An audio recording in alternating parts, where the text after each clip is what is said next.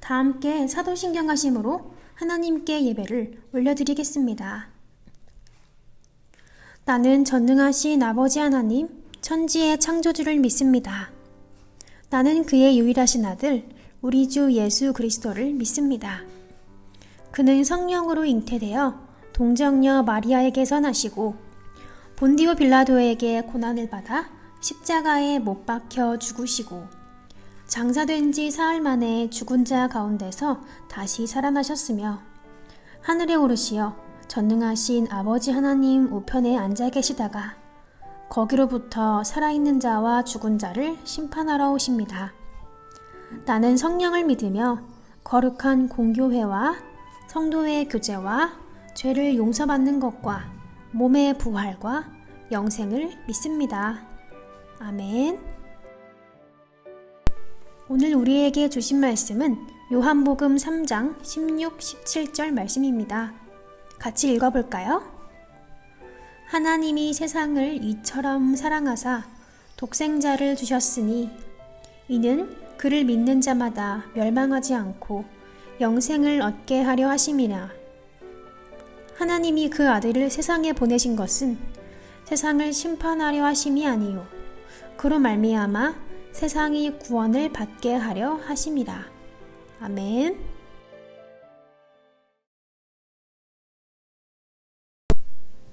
세상의 모든 부모는 임신을 준비하는 순간부터 태중에서 키우는 280일, 그리고 태어나서 양육하는 모든 순간마다 자녀를 사랑해요. 그래서 눈에 넣어도 안 아픈 내 자식이라는 표현이 있지요. 성경에도 아들을 아주 많이 사랑하는 아버지 이야기가 나와요. 아버지의 이름은 아브라함, 아들의 이름은 이삭이에요. 오랫동안 자식이 없었던 아브라함은 무려 100세 때 이삭을 낳았어요. 아브라함은 이삭을 귀하게 여기며 사랑으로 키웠어요. 그에게 있어서 이삭은 온 세상을 다 줘도 바꿀 수 없는 아들이었지요. 어느 날 하나님께서 아브라함을 부르셨어요. 그리고 사랑하는 아들 이삭을 모리아산에서 제물로 바치라고 말씀하셨어요. 세상에서 가장 귀한 아들을 달라고 하시다니. 아브라함은 하나님께서 주신 소중한 생명인 아들을 바치라고 하는 것을 이해하기 어려웠어요. 하지만 하나님의 말씀에 따르기로 했어요. 성경은 아브라함이 아침 일찍 일어나 모리아산으로 출발했다고 기록하지만 아마 아브라함은 일찍 일어난 것이 아니라 한숨도 자지 못한 채 새벽을 맞이했을지도 몰라요. 출발할 때가 되자 아브라함은 아들 이삭을 나귀에 태워 모리아산으로 향했어요.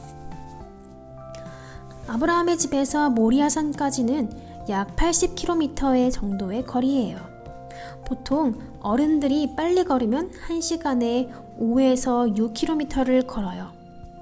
그러니 40km면 어른들 걸음으로 8에서 9시간 정도면 충분히 갈 수 있는 거리예요. 아브라함의 집에서 모리아산까지는 천천히 걸어가면서 쉬고 밥도 먹고 잠도 자더라도 하루, 아무리 느리게 걸어도 이틀이면 충분히 갈 수 있는 거리였어요. 그런데 아브라함은 3일이나 걷고도 목적지에 도착하지 못했어요. 왜 그랬을까요? 길을 잃어버려서 헤맸을까요? 아브라함은 아들 이삭과 조금이라도 더 같이 있고 싶고, 조금이라도 더 보고 싶고, 조금이라도 더 이야기 나누고 싶었을 거예요. 그래서 최대한 천천히 걸었을 거예요. 아들을 제물로 바치기 위해 가는 길은 너무 괴롭고 고통스러웠을 테니까요. 드디어 모리아산에 도착했어요. 아브라함은 아들 이삭을 번제로 드릴 준비를 했어요. 그때 하나님께서 아브라함을 막으셨어요. 하나님을 향한 아브라함의 믿음을 보셨거든요. 아브라함은 이삭 대신 하나님께서 미리 준비한 순양을 제물로 드렸어요. 그런데 정말로 자기 아들을 제물로 바친 아버지가 있어요. 하나님 아버지예요. 하나님께서는 아브라함처럼 고통스러우셨어요. 성경은 예수님이 십자가에서 돌아가셨을 때 하나님께서 겪으신 고통과 아픔을 이렇게 표현하고 있어요. 땅이 흔들리고 바위가 깨졌으며 해가 빛을 잃고 온 땅에 캄캄한 어둠이 계속되었다고요. 하나님의 마음이 얼마나 찢어지게 아프셨는지 알 수 있는 부분이지요. 하나님께서는 왜 이런 고통을 겪으시면서까지 아들 예수님을 제물로 내어주었을까요? 그것은 우리를 사랑하셨기 때문이에요.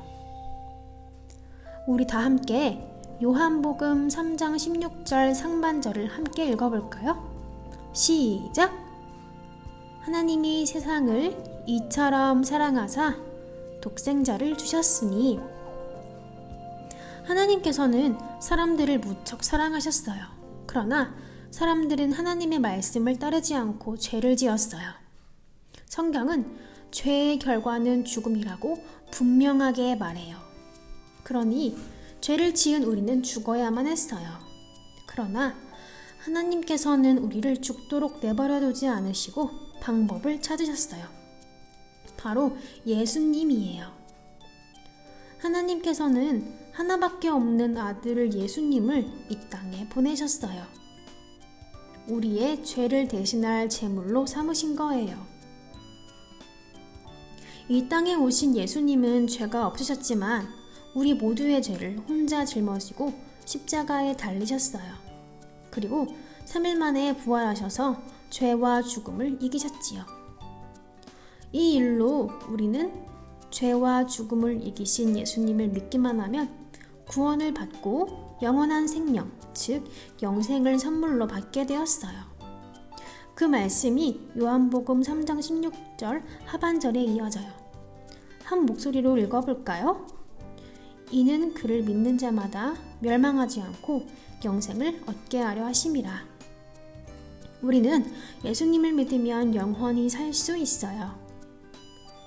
우리는 십자가를 바라보며 하나님 아버지의 큰 사랑을 느낄 수 있어요.